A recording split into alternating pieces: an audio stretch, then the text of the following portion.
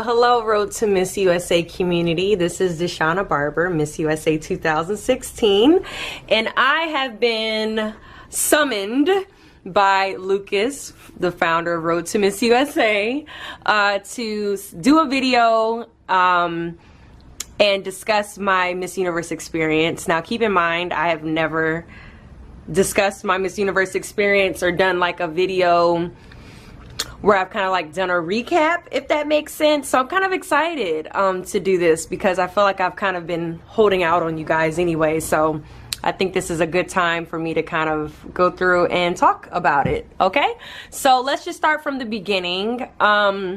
So first and foremost, the first week was tragic, and that's because I had pink eye.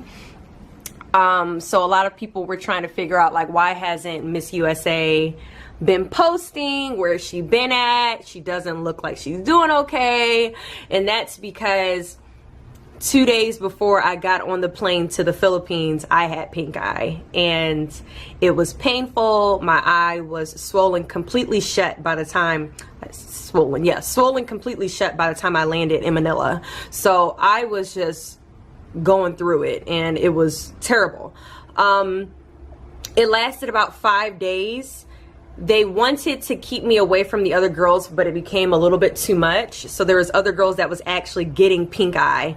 But the good thing is that they had the proper medication to be able to treat the other girls that, you know, would hug me or something. I would touch something and they would touch it. So we had a few issues with that. Either way, yeah, so the first week was terrible for me, but it healed and everything worked out in the end.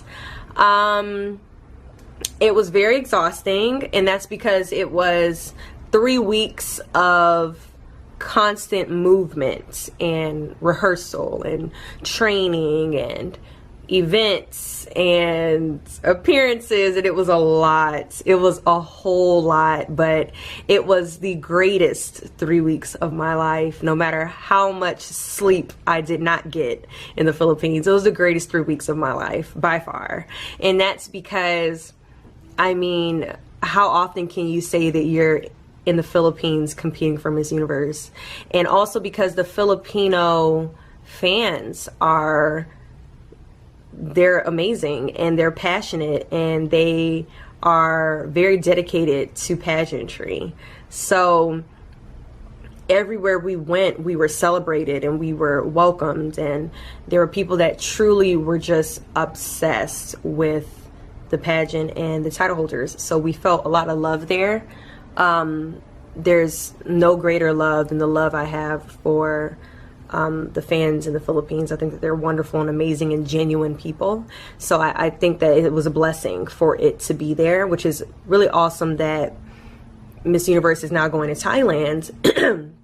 I actually was just in Thailand a few months ago, and I believe that Thai fans are very similar to the Philippines because they're passionate and they're all about it, and they love the competition itself. So I think that the girls are very lucky this year to be able to be competing there.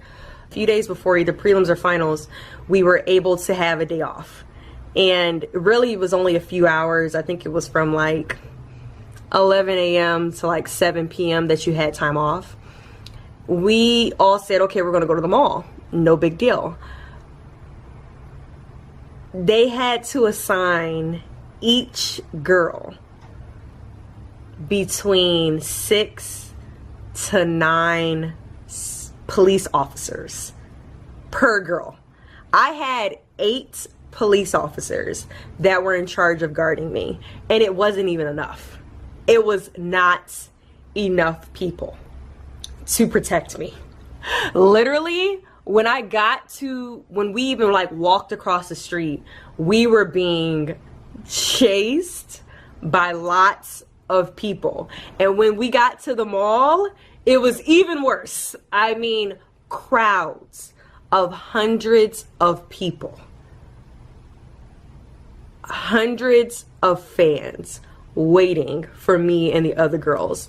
Even the nail salon, I'm getting my nails done, and they sat outside of the nail salon watching and waving and taking pictures. It was that serious.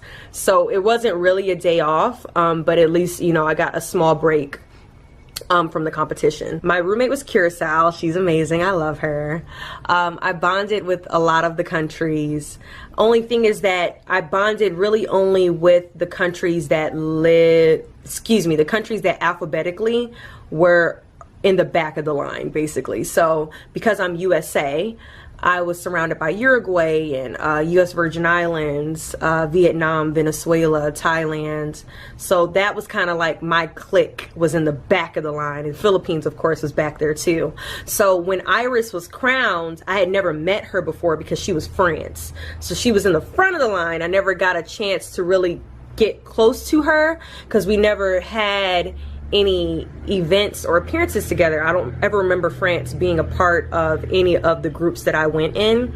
For those that don't know, a lot of our traveling was done in groups because it's very hard to get 87 people around all at once. So they broke us up a lot of the times and would send like 30 title holders here and 20 title holders here and 8 title holders there.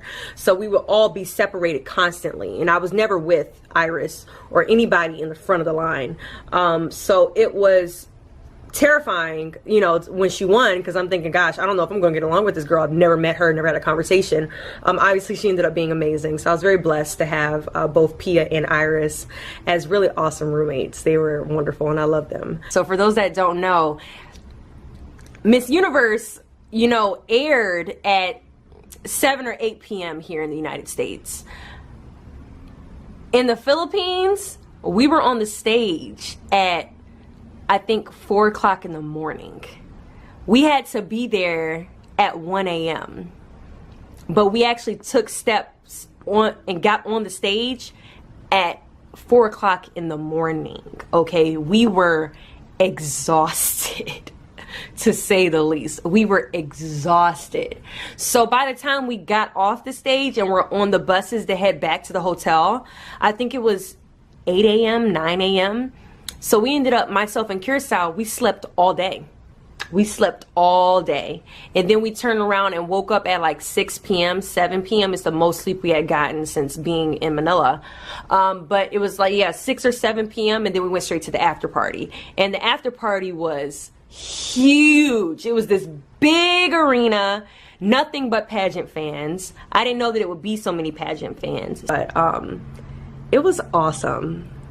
I mean, I'm telling you, the greatest 3 weeks of my life, and it's so exciting to see the announcement for Miss Universe this year, and with it being in Thailand. I think that that's amazing. I think that it's good for the girls to be able to experience a different country. And I think it's really good for Miss USA to be able to experience a different country.